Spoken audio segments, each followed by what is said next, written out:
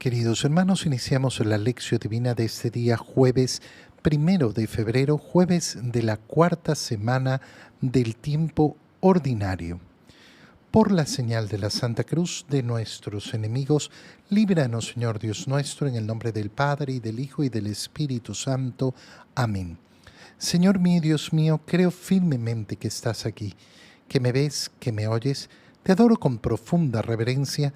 Te pido perdón de mis pecados y gracia para hacer con fruto este tiempo de lección divina.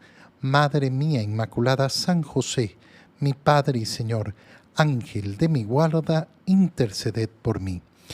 Hoy leemos en la primera lectura el libro de los Reyes, el primer libro de los Reyes, capítulo 2, versículos 1 al 4 y 10 al 12.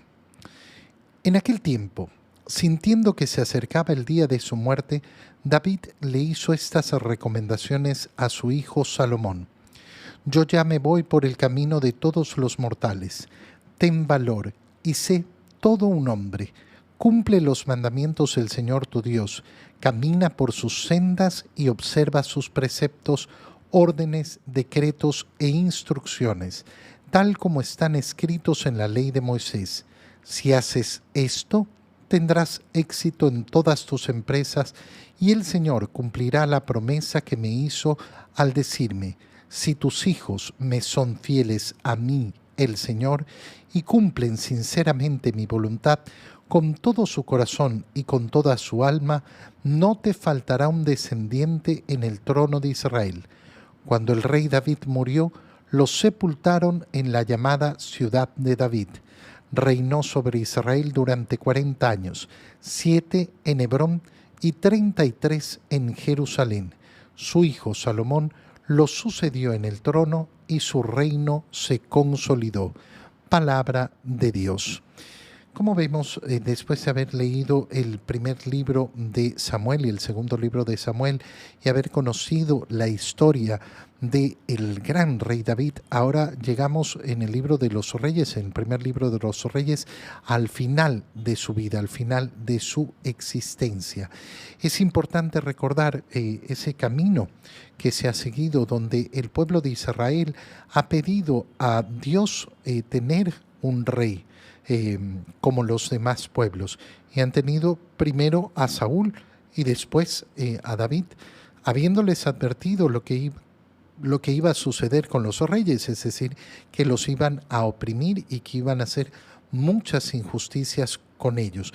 Saúl se convirtió en un tirano que el Señor le quitó el aprecio y lo descartó como rey, y por eso eligió a David.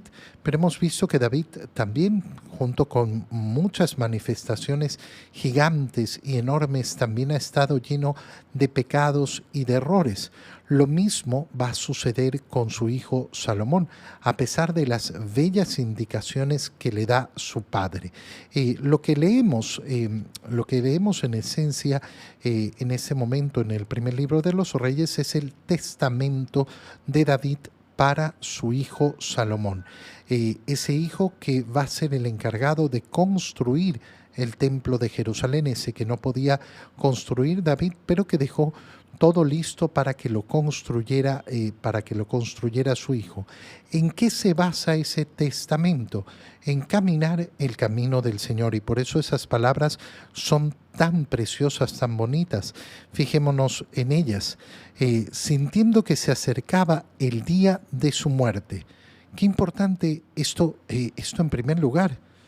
Sintiendo que se acerca el día de su muerte, es decir, siendo consciente de su muerte. ¿Por qué digo bonito?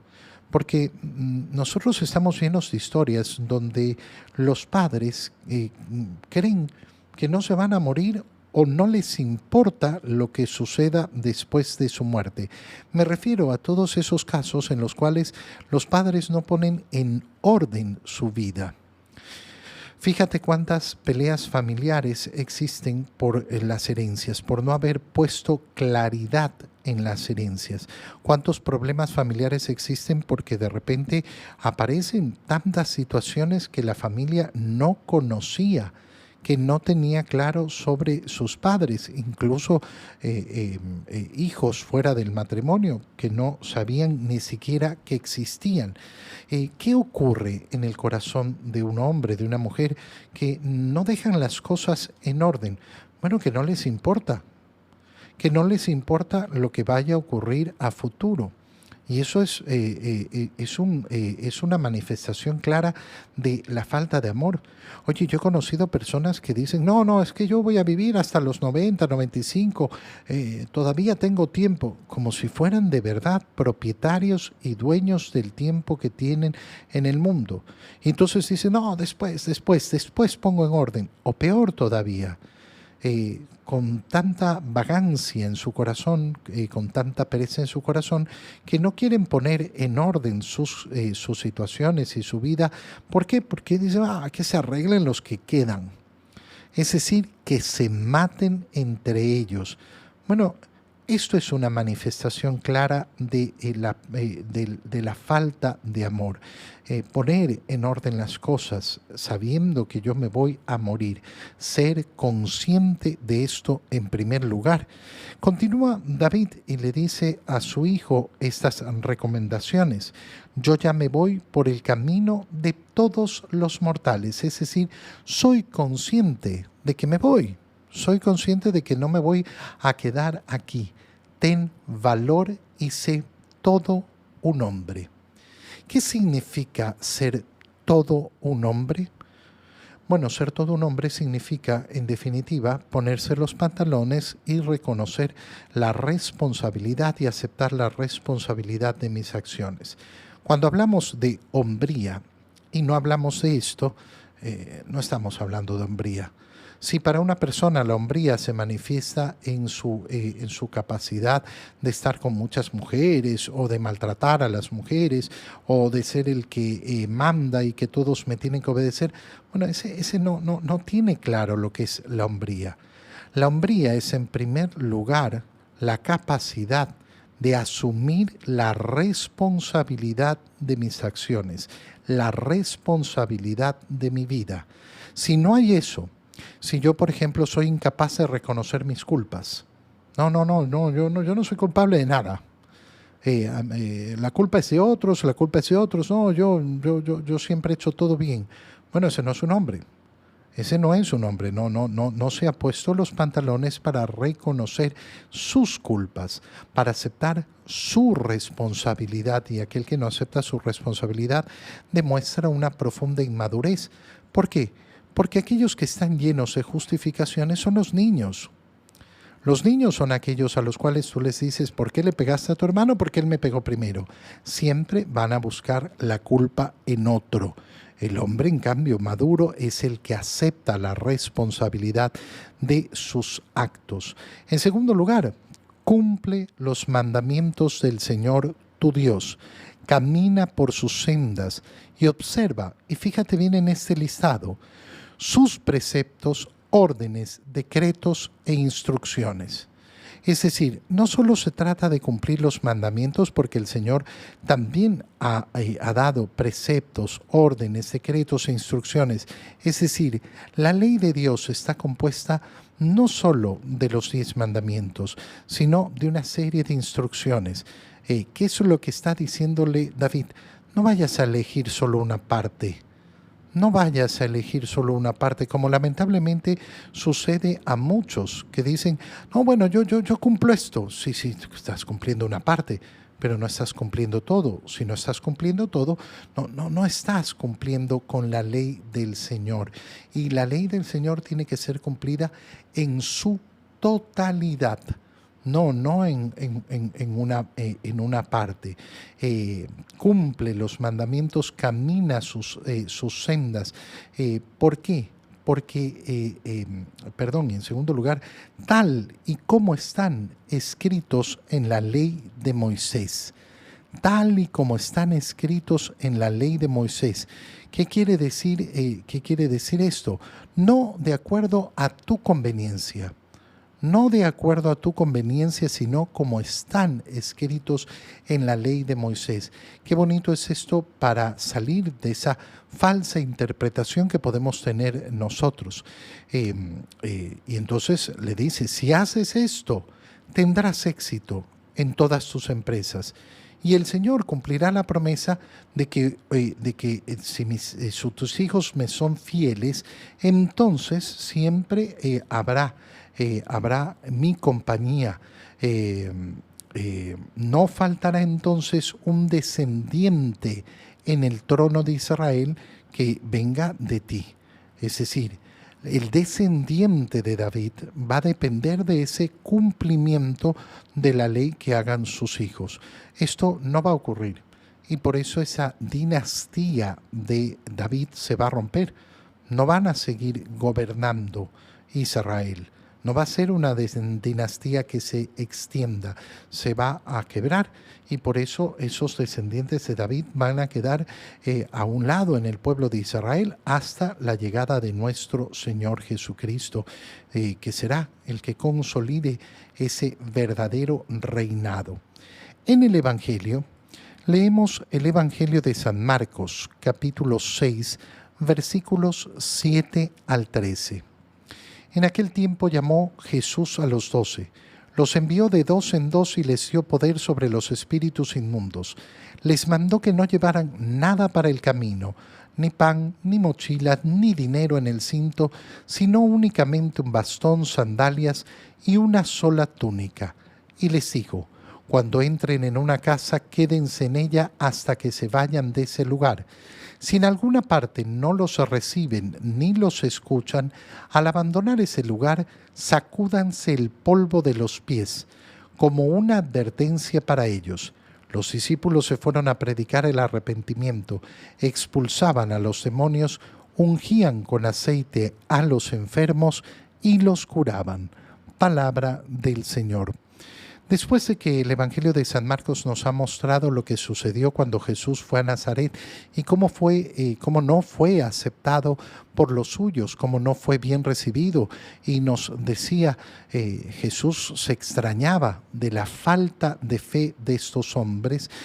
San Marcos nos cuenta en su Evangelio cómo Jesús hace el primer envío misionero a sus 12 apóstoles. El primer envío no va a ser a los discípulos en general, sino a esos 12 que entre sus discípulos ha escogido. Y por eso nos dice, llamó a los 12 y los envía de 2 en 2. Primera parte importantísima. ¿Por qué los envía de 2 en 2? ¿Por qué no los envía de otra manera? ¿Por qué no los envía uno por uno? Bueno, es importantísimo esto. ¿Por qué? Porque esa evangelización no va a realizarse en soledad. Fíjate cómo esta pequeña idea se une a lo que leíamos en la primera lectura. ¿Por qué? Cumple los mandamientos del Señor, todos sus secretos, todas sus instrucciones, todas sus disposiciones, de acuerdo a lo que está escrito en la ley. De acuerdo a lo que está escrito, no de acuerdo a tu conveniencia, no de acuerdo a tu interpretación. El hecho de enviar de 2 en 2, ¿qué es lo que señala? Señala que no van por su propia cuenta, no van separados de la comunión con el resto de los apóstoles y lógicamente no van separados de Jesucristo. Esto se va a volver importantísimo para entender que cuando yo predico el Evangelio no voy a predicar lo que a mí me gusta, lo que a mí me da la gana, lo que a mí me parece. Uno de los temas que siempre tratamos en la formación de catequistas, por ejemplo, es recordar esto. No, es que yo soy el profesor de catequesis y yo tengo a cargo y hago lo que quiero. No, no hago lo que quiero. Hago el programa de catequesis de acuerdo a cómo está establecido. Enseño la doctrina de la Iglesia. A mí me ha pasado toparme con catequistas que le enseñaban a sus niños cosas contrarias a la fe. No, pero es que yo no estoy de acuerdo con esto. Bueno, entonces no seas catequista. No seas catequista, no estés usando un espacio de la iglesia para predicar una doctrina que es tuya, no la del Señor, no la de la iglesia. No, pero es que a mí me parece, sí, anda y funda tu iglesia, anda y haz lo que quieras, convoca a las personas, seguro tendrás seguidores. Porque en este mundo cualquiera tiene seguidores, la gente está dispuesta a seguir cualquier cosa. Pero si vas a trabajar en la evangelización, es para evangelizar, no para enseñar tu doctrina, no para manifestar tu parecer ni tu opinión. Esto es lo que se garantiza en ese envío de dos en dos, no en la soledad, no en la singularidad, no en el individualismo. ¿Cómo los envía el Señor? Les da poder sobre los espíritus inmundos. ¿Por qué el poder sobre los espíritus inmundos es lo primero que aparece? Bueno, porque en definitiva, la obra de salvación que es el Evangelio consiste justamente en la victoria sobre el mal. Cuando nosotros olvidamos esto, cuando nosotros olvidamos que ese mal ha sido producido por la tentación del demonio, de Satanás, entonces dejamos el Evangelio colgado en la nada. Evangelizar no significa lo mismo que propagar valores universales. No es lo mismo. Hay muchas personas que quieren convertir el Evangelio en valores universales de la ONU. Bueno, eso no es el Evangelio. Sobre todo tomando en cuenta que hoy en día muchos de esos llamados valores universales son contrarios a la fe. No son lo que nosotros creemos. Y nos han convencido que, bueno, es que se trata de crear un mundo donde todos seamos buenos unos con los otros y donde haya justicia, igualdad. Hermano mío, las cosas bellas son cosas bellas, pero el camino del Evangelio es luchar contra el demonio y sus tentaciones. Y esta es la primera potestad que se le da a los 12 para evangelizar. Se los envía con el poder sobre los espíritus inmundos. ¿Significa esto el poder de exorcizar?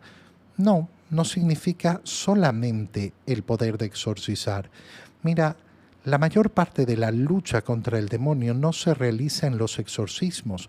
La mayor parte de la lucha contra el demonio se realiza justamente en la predicación de la palabra.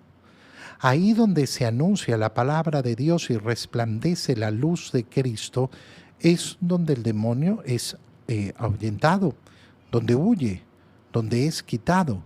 Entonces, la primera potestad sobre los demonios no es porque tengamos un poder especial para sacar demonios, sino porque tenemos en nuestra boca la palabra de Dios, que es la que vence en primer lugar al demonio. Les manda además que no lleven nada para el camino, ni pan, ni mochila, ni dinero en el cinto, sino únicamente un bastón, sandalias y una sola túnica. ¿Por qué? Porque la evangelización se tiene que hacer basado en la confianza en Dios. Si no hay esa confianza, entonces no va a haber evangelio. No, pero es que yo tengo que asegurarme de... No, ya lo veíamos el día de ayer.